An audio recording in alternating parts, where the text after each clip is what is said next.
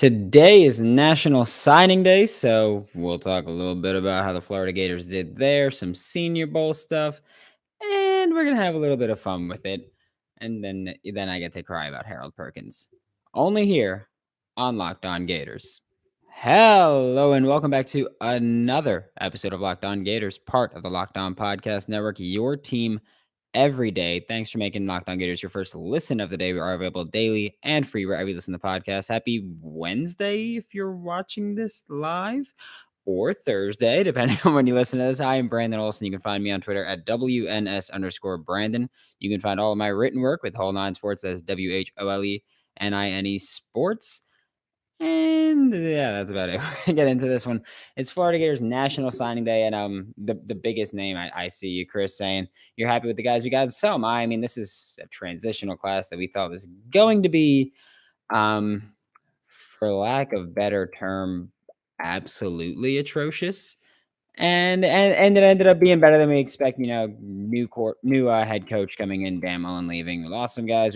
We were closer for a lot of players than we expected to be. And as of right now, we are the number 19 recruiting class in the nation. Uh, Texas A&M got away with murder. Sure, Q. They got away with paying a lot of people for a lot of money. But with the Florida Gators being the number 19 class in the nation right now, they are the leaders in the state, which is something that Florida State could stick with all their rah funny stuff, but never forget that they lost the number one recruit in the nation to Jackson State, and that now they aren't even the top class in the state. So Florida, I mean, right now it's looking like Jacoby Matthews. If you didn't see the live stream, that I believe it was Diddley Sanders that was the one that initially tweeted it, where there was a live stream. Someone said, "Yeah, Jacoby Matthews is going to Texas A&M," and then it quickly muted. So Jacoby Matthews likely going to Texas A&M. The rumor is also like he may go to LSU, but the rumor is not that he may go to the University of Florida, that he won't be a Florida Gator, and that's not super unexpected at this point. But the Gators still pulled in a solid class, with Kamari Wilson being a 5-star signee and then getting demoted to 4 stars, which was like just makes no sense whatsoever. But Kamari Wilson is a 5-star safety out of IMG Academy. He was the first big signing for Billy Napier, and he was here for early signing day.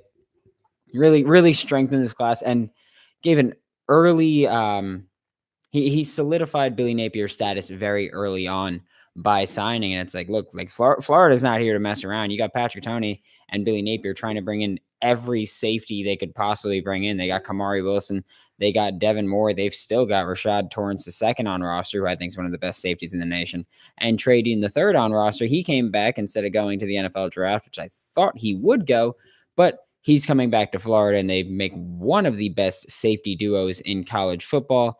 Don't care what anyone says about that. That's how I feel about them. I think they're great. Donovan McMillan and Corey Collier were 2 safeties from last season that they were high-ranking recruits. There was a lot of hype around them. Didn't really see them a ton, but a big issue with the coaching staff last season was what is it? Oh yeah, they're bad coaching. They don't know how to put the right players in when they should be. If you really want to win games and they're not playing their best players, it was rough to be a Gators fan last year. It was very disappointing. It's not as bad as being a Tulane fan, but like it was still pretty bad to watch and sit through sometimes. The class defensively is very strong. You got Kamari Wilson, Chris McClellan, Devin Moore, Shamar James, who everybody knows I've been pounding the table for this kid since June of last year. You've got Jamari Lyons, you got Jack Pyburn signed, you got so many defensive players signed, and then it's just like offensive linemen, a running back here, a wide receiver there, because we got Caleb Douglas, which is fantastic. I didn't think he'd be signing with the Florida Gators, but he is here, and that is awesome. And then I'm just looking at the chat right now. Jacoby Matthews going to Miami. I'm assuming that you meant Trevante Citizen going to Miami, which he did. And looking at Trevante Citizen, he's not really someone that I cared whether or not he was going to be a Florida Gator. I've said it where I don't think it made sense for him to come to Florida. And I get that you could be like, oh, we want as many talented players as we can have, but only so many running backs can play. And you've already got Naquan Wright on the team. You've already got Lorenzo Lingard and DeMarcus Bowman on the team. You got Montrell Johnson transferring in from Louisiana, being the only player that already has a little bit of rapport with Billy Napier. You've got uh, you've got Trevor Etienne came in, and he's a high-ranking recruit. He came in, he's following his brother coming to Florida, but his brother was Clemson and then came to the state of Florida. So I hate you so much, Dylan. Um, Oh man, that's fun. So yeah, Trevor Etienne added running back to this class. I just didn't see the point in bringing Trevante Citizen. I get that Florida was interested in him and that he was clearly at least a little bit interested in Florida, but I didn't think it made a ton of sense for him to come here with so many guys that have multiple years remaining in college, and there's only so many handoffs that can go around. Where it's like it made sense to me for Trevante Citizen to not come to Florida. I didn't think he'd go to Miami. I thought he'd go to LSU, but doesn't surprise me that he's not a Florida Gator. Does A&M unseat Bama for the next couple years? Dylan, do you think A&M unseats Bama atop the SEC? I don't think A&M has a chance. That's fine. I'd also say they unseated Bama recruiting wise this year, but they didn't win the SEC this year. They didn't win it this year. Well, the New York Yankees have the highest payroll in MLB. I get it. If you didn't get the reference, or if you didn't hear it, Dylan said the New York Yankees have the highest payroll in the MLB. And if I'm picking up what you're putting down, just because you pay a ton doesn't mean you're going to be good, right? Look at the NFL teams. Teams that have the least salary cap always suck, right? Yeah. So there's that. I don't think A&M unseats Bama. I'm not a huge fan of A&M's defensive coordinator. I've been very open about not liking that. Devin Moore will be short defensive back. Devin Moore. Anybody else make money this weekend? I know I didn't. It was rough. The championship games actually really did kind of screw me up there. BetOnline is the fastest and easiest way to bet on all of your sports action. Obviously, Florida throwing quite a few wrenches, but the women's basketball team did cover against South Carolina, so that's great. But BetOnline even offers award shows, TV shows, and reality TV with real-time updated odds and props on almost anything you can imagine. It is the best way to place your bets, and it's 100% free to sign up. Head to the website or use your mobile device to sign up today and receive your 50% welcome bonus. BetOnline, your online sportsbook experts. People are acting like this isn't 2 months into Billy Napier's tenure as a Florida Gators head coach. This is still very new, and some of these guys were getting recruited for years and just not, they didn't come to Florida, and that's fine. But this is 2 months of recruiting. We got some guys that stayed throughout everything, and that's dope. But this is like expectations should have been tempered. This was never going to be where did Florida end up? Right now, Florida's 19 in the nation, number 9 in the SEC. Still number 1 in the state of Florida. But this was never really a place where Florida should have been expecting to have a top 10. I didn't think Florida would have a top 25 class, and right now they're number 19. So this is great for me. It's supposed to be a good class in general. It was just supposed to be a good class given the expectations, given how poorly the previous staff recruited and developed talent, given how many months Kelly and Mario have been on the job asking for a friend. Too long. And with Miami, the whole spectacle of their coaching change just to suck the entire time is fantastic to me, at least. But yeah, like this was never supposed to be a recruiting class that was supposed to be good. It's just been so much better than the initial expectations were. Like I said, given how poorly the previous coaching staff recruited and how little effort they put into it, where it's like, well, yeah, we're number 19, but when they took over, we were what, in the 70s? It's like it was bad. And then guys like Kamari Wilson came and Billy Napier broke the IMG curse with Florida Gators not being able to add talent. And Chris McClellan was someone who a lot of people, when came time for early signing day, people were like, okay, like he's gonna flip to Oklahoma, but he stuck true and he's a Florida Gator. They're adding talent here. And, we missed out on Harold Perkins, a 5-star linebacker who I think is exceptional, who I've been championing for. But that's something where you can't win them all, especially linebackers going to probably look a little rough with guys like Tyron Hopper leaving, Mahmoud Diabate leaving, Amari Burney not playing probably because he's bad, but Shamar James coming in and Ventra Miller coming back, and he was out for the huge majority of the season last year. John Jett, yeah, it is awesome given where we were before. This is such little time to turn things around and rebound and to get this team where they should be. And they're well on their way under Billy Napier. This recruiting class is getting built up and this roster is getting built up. You know what they say. It is a talent acquisition business. And also high school recruiting, sure, number 19 in the nation, but Osiris Torrance is fantastic offensive lineman. He's an early preseason All-American. And then Jalen Kimber from Georgia, the corner, he's going to come to Florida, and he's going to add to what I think is an already very, very talented secondary.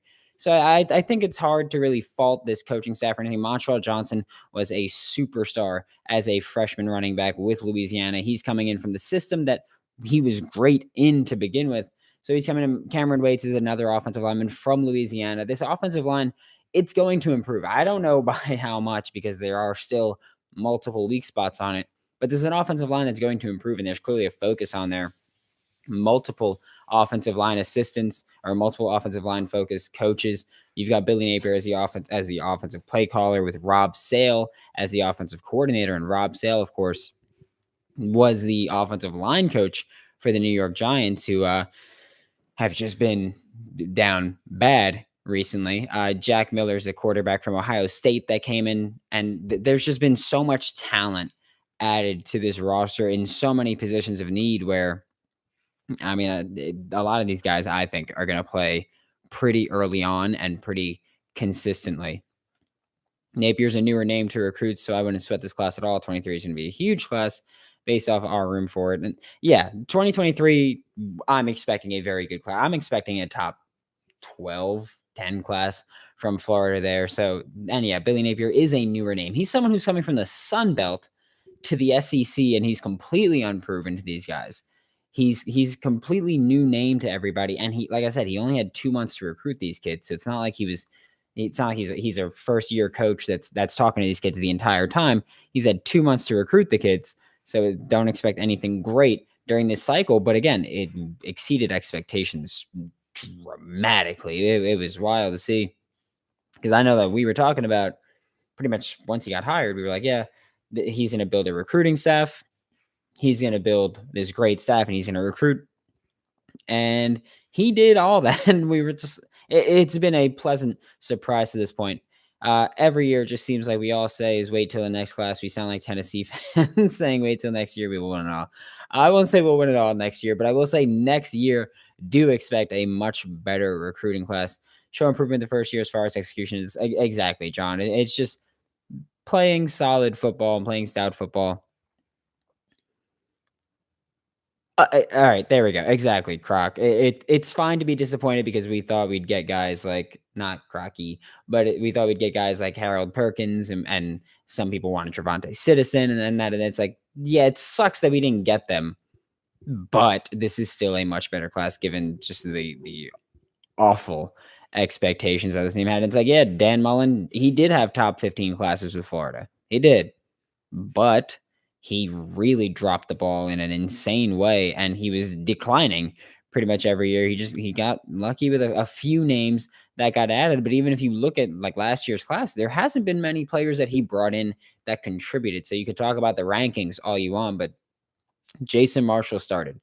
Corey Collier, we didn't see at all. Carlos Wilson, we didn't see. Marcus Burke, we saw sporadically. Donovan McMillan, we saw sporadically. We saw most of these guys sporadically. We didn't see anybody for extended periods of time. So I don't really care about the class too much.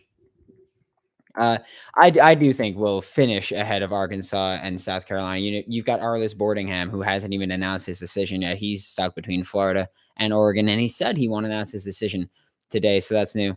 Wow, the stream is delayed ever for the streaming service. Shut up, Dylan. Judging by the guys we got, I would say by all these, we're going to be pretty. Yeah, exactly. This defense, they're going to be pretty mean defensively, the Florida Gators, but at the same time, they're also going to be very, very smart and savvy and finesse heavy because this is a Gators scheme that is going to get really creative with sim pressure and creepers and showing all these crazy looks that a lot of college players haven't really seen before. So we're going to see all of that change with this team. And yeah, it's all about that last visit, especially if the last visit's an official visit. That's gonna be big. Thank you, John. Um, and yes, Ovio, yeah, if you're not making playoffs, then it doesn't matter as much. But hey, Gators fans, I'm here with an incredible app that everyone who buys gas needs to know about. It is GetUpside. My listeners are making up to 25 cents for every gallon of gas every time they fill up. Just download the free GetUpside app in the App Store or Google Play right now and use promo code SCORE to get a bonus 25 cents per gallon on your first fill up. So that's 50 cents per gallon on your first fill up. So, I mean, hey, wait till that thing's running on E, maybe a little bit past E, swing by the gas station, fill her up, and maximize your return on investment there. So I'm just saying, make sure to download the app, GetUpside, use promo code SCORE to get up to 50 cents cash back per gallon, and you can get your cash to, bank account, PayPal, e-gift card for Amazon or other places. Just download the free GetUpside app and use the promo code SCORE to get up to 50 cents per gallon cash back. I mean, looking at the Senior Bowl now, just changing from, high school seniors to college seniors. I know that we just finished the second day of Senior Bowl practices, and we were expecting to see 3 Florida Gators in Dameon Pierce, Zachary Carter, and Jeremiah Moon, the linebacker. Jeremiah Moon was pulled from the game at the last minute, whether by his own people or by they decided he shouldn't be in it or injury, whatever it may be. He was pulled right before practice started. We don't know why yet. Could be any number of reasons, but yeah, Jeremiah Moon will not be participating in any of the practices. Tomorrow's practice was pushed indoors, so we won't be able to watch it unless we watch clips or see online things. So yeah, hopefully for Jeremiah Moon, everything's all right. The other Gators that are here and are participating are running back Dameon Pierce and defensive lineman, defensive end Zachary Carter, who, by the way, I stood next to and felt like just, I need to go back to the gym because that dude is bricked. So I need to go back to the gym after looking at him. But Zachary Carter, the dude's a wrecking ball. The whole defensive line is for both sides really have been dominant, and that's including Florida State edge Jermaine Johnson, who, despite his poor choice in which school he's going to go to, or which school he went to, he's done a hell of a job this week in Mobile. He's been great, and I mean, we had media breakfast earlier today, and everybody was just swarming around him, just trying to get interviews with him and contact information and all that stuff, and then he's just making himself so much money this week. And Zachary Carter's made himself money this week too. It's going to be interesting to see how him and the other defenders really really push things through and how they develop, because I want to see these offensive linemen get used to his pass rush plan and see what happens at that point, which we'll of course have to wait until practices finish and the game finishes to see how these offensive linemen really get used to his pass rush plan after seeing him multiple times in a row, and see how creative he can get with things, and see if he can consistently get there. Because I mean, I'll talk about Dameon Pierce in a second. How much do you think NIL deals help or hurt the Gators? I know it's early to tell, but just I think it helps. I think the Florida Gators, with the Gator Collective specifically, have one of the best systems for getting their athletes paid. So I think that's big for Florida, where it obviously is very helpful for us. You see schools like Texas A&M. It's, oh, these kids were promised NIL deals and they're getting all these things, but I mean, Florida and every school have the same capability to do so. And Florida especially has the Gator Collective, and they were kind of ahead of the curve on all of these NIL deals. So it helps Florida right now. It doesn't hurt them. But switching back to the Senior Bowl, looking at the defensive line, Zachary Carter was phenomenal. Looking at Dameon Pierce, that's the bad part about having a defensive lineman and a defensive line that has been phenomenal, is that Dameon Pierce has to run behind the offensive line that's getting bullied by them. And I felt bad for him because, him and Zaquandre Wright had some solid solid runs, but it was like a gain of 4 and a gain of 6 were impressive against this line because they kept getting hit in the backfield. And it is hard for an offensive line to really gel early on and find success early on. And that's unfortunate for Dameon Pierce and all the other running backs because that means that, especially when you look at Dameon Pierce, he's a powerful guy. He's got to go in at least a little bit to get a little bit of momentum rolling. And he just was not able to do that. We got to see a little bit of pass protection today, and it's been going around Twitter since the end of practice where he went into one-on-ones because they've been ending practices with one-on-ones, and he completely stonewalled a linebacker, literally pushed him on the ground and just cleaned it up. And Dameon Pierce, I mean, we knew that's where he was going to shine because Senior Bowl practices, your O-line could be getting you hit in the backfield. But when you look at pass protection, when you look at that part of being an NFL running back, there's no back in the draft that's better than Dameon Pierce, who, by the way, has improved tremendously as a pass protector. And as a pass catcher this past season, we saw him be way better than we'd ever seen him be. But in Mobile, he did have a drop on a screen. He's had some miscues as a pass catcher that, I mean, it sucks to see. But again, like today's practice was just horrible rain. Tomorrow's practice will be dry because they'll be indoors because of the rain. So Dameon Pierce, Zachary Carter, two guys that so far have helped their stock, especially when you look at Dameon Pierce and it's like, oh, he dropped the pass here and there.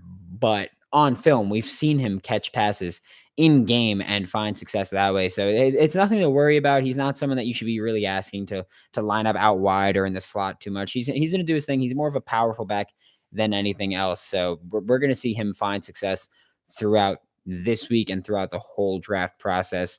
And I mean, he's gonna light up interviews. That he is just so good with the media. He's gonna demolish every interview he gets. And with NFL teams, I'd imagine he's doing a fantastic job there. Thanks for making Locked On Gators your first listen of the day every day. We are available daily and free wherever you listen to podcasts. We'll be back tomorrow to talk more about the Florida Gators. Might do a live stream again. Who knows?